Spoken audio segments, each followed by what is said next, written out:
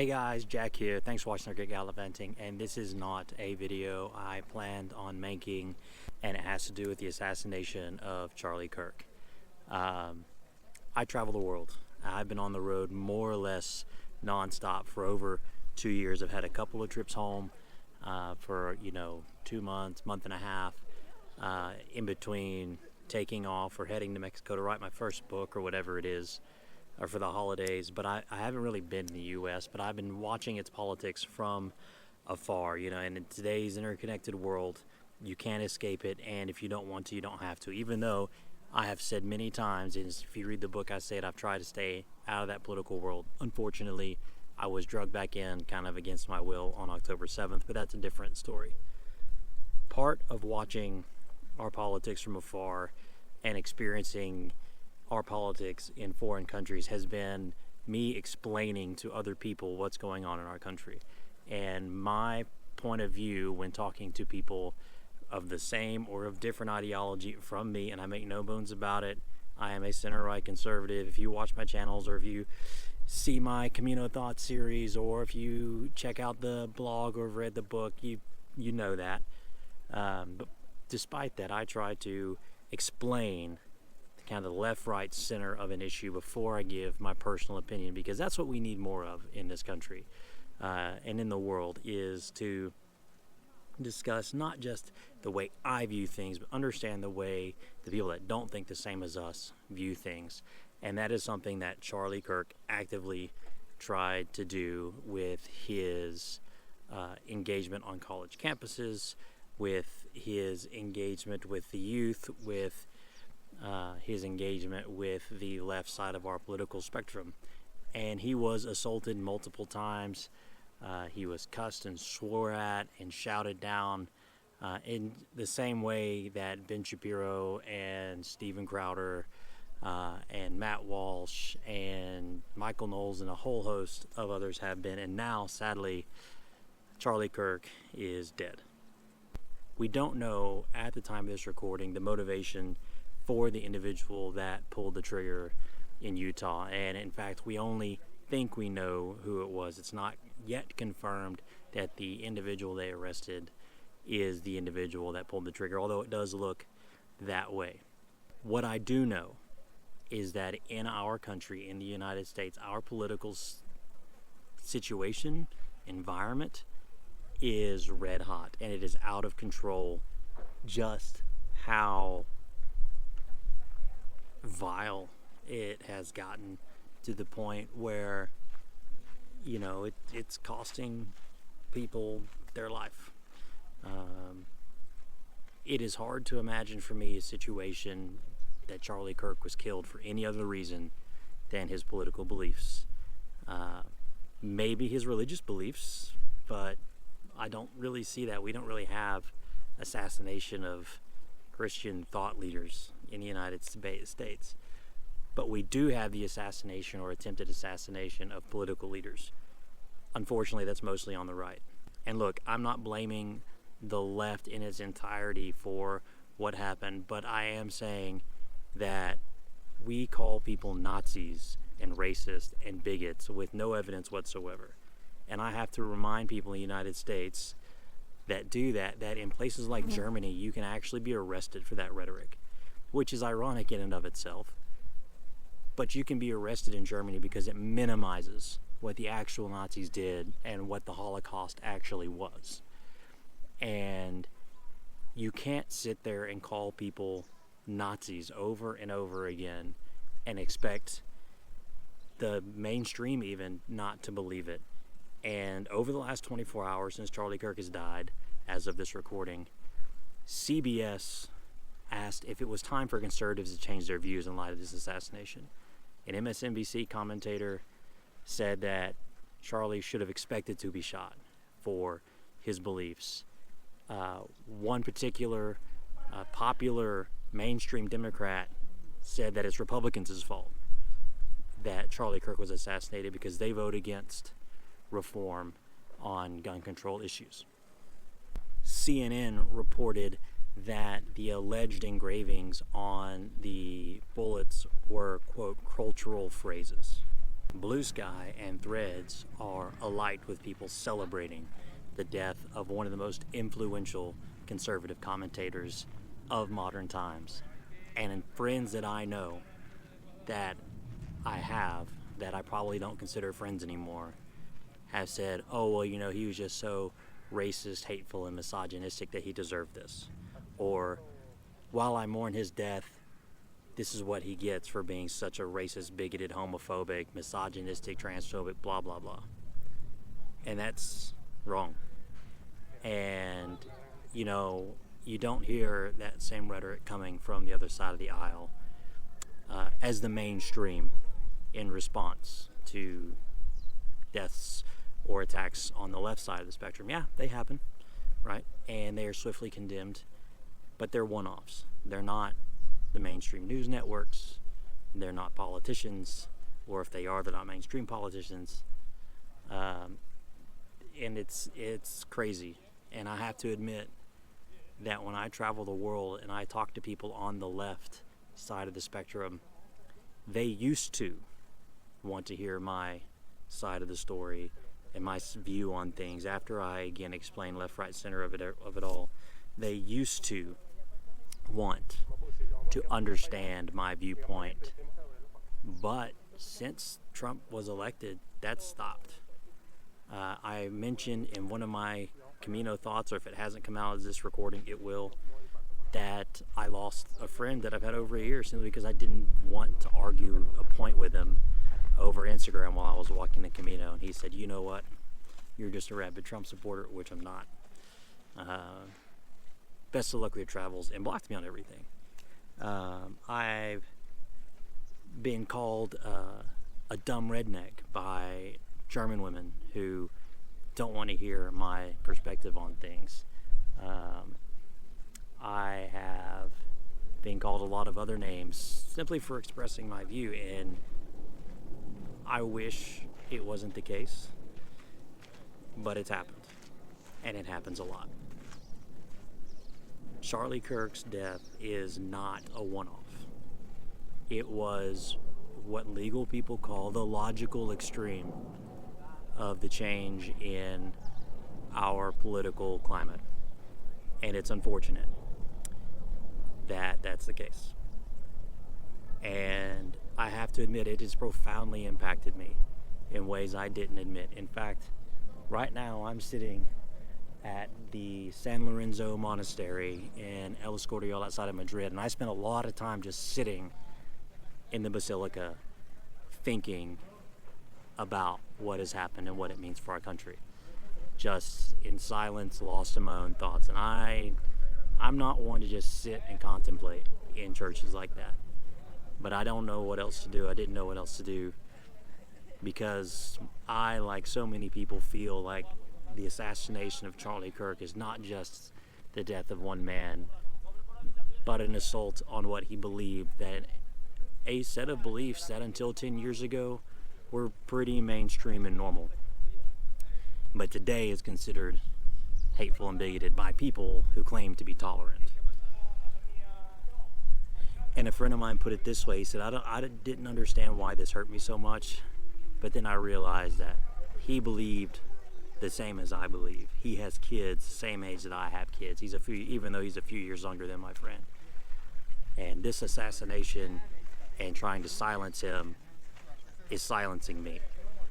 I don't think it is too far to say that his assassination will go down as one of the most impactful instances of political violence in my lifetime. I saw probably the most solemn comment on a ground news post on Instagram about it, and all it said was, it's 1968 all over again.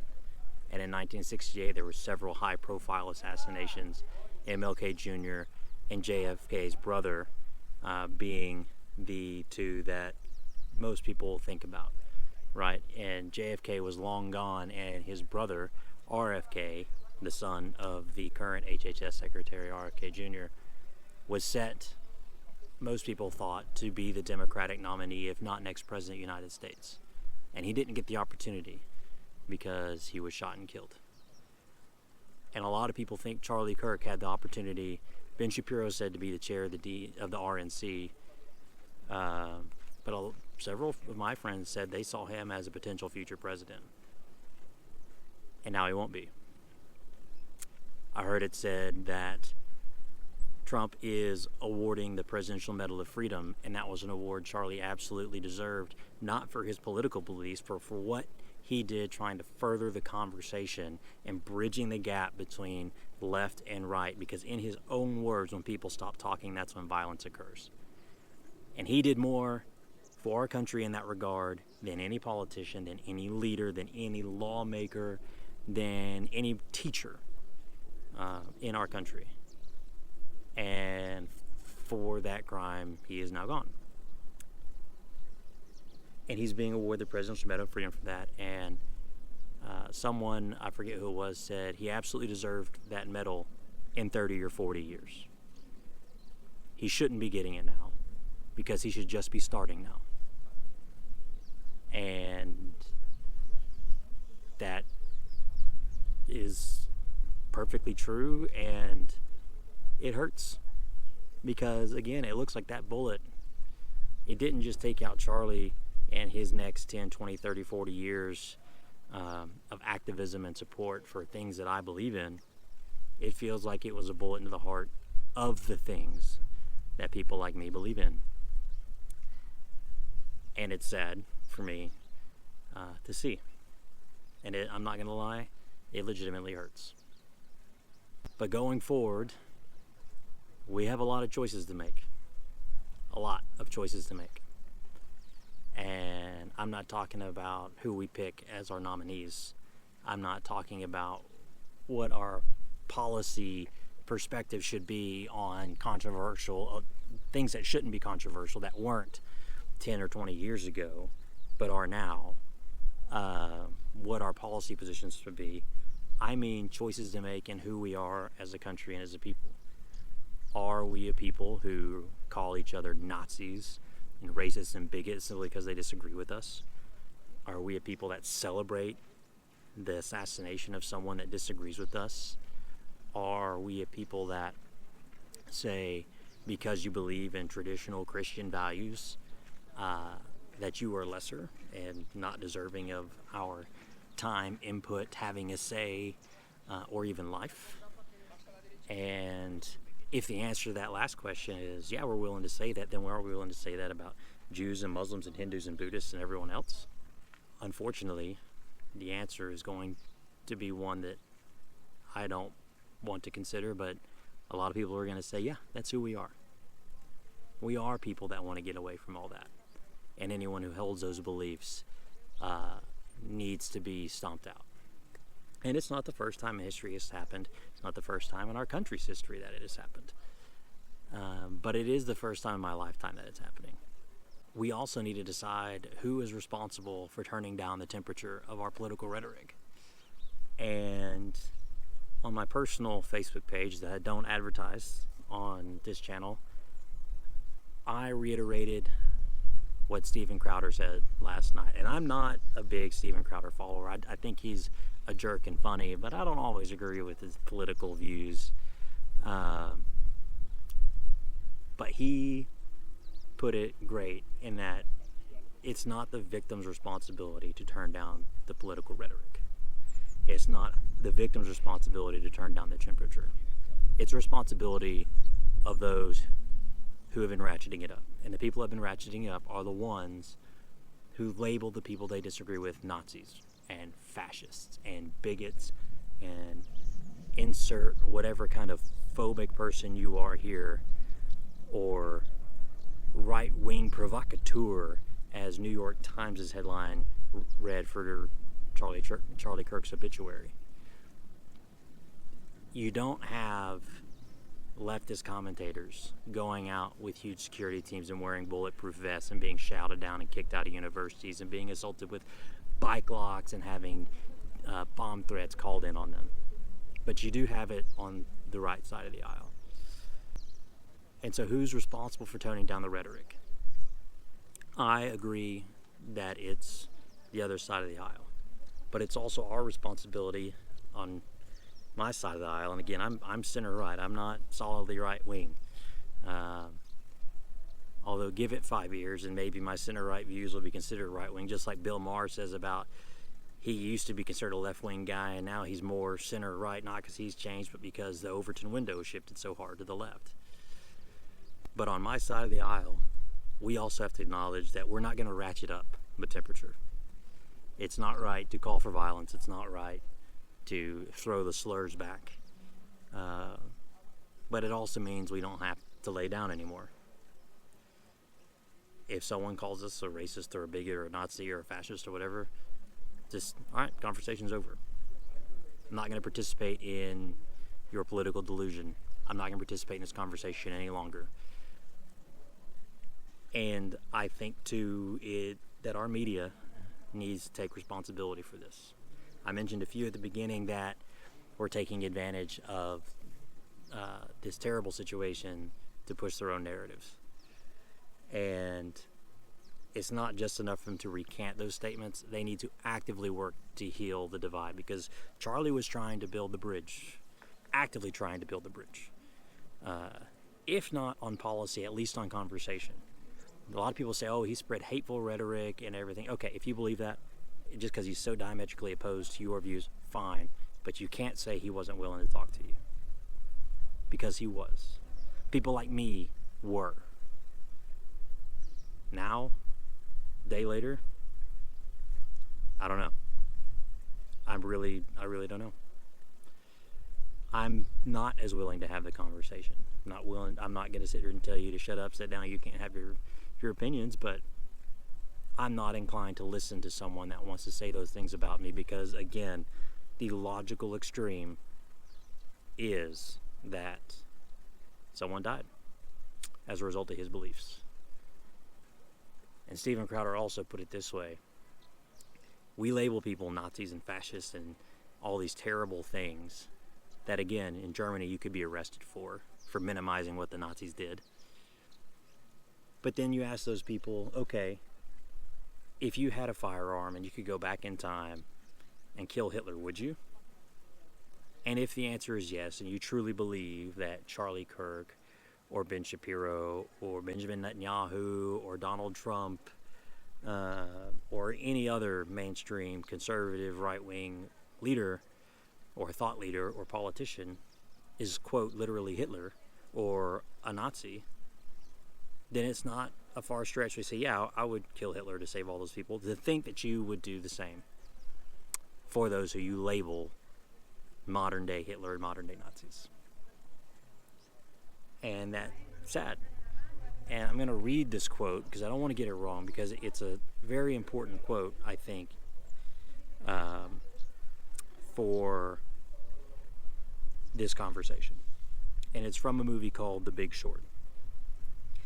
And the way that the Mark Baum, who identified what was going on in the 2008 financial crisis and tried to warn people about it ahead of time and dug into it, he said this in the movie. He said, I thought we were better than this.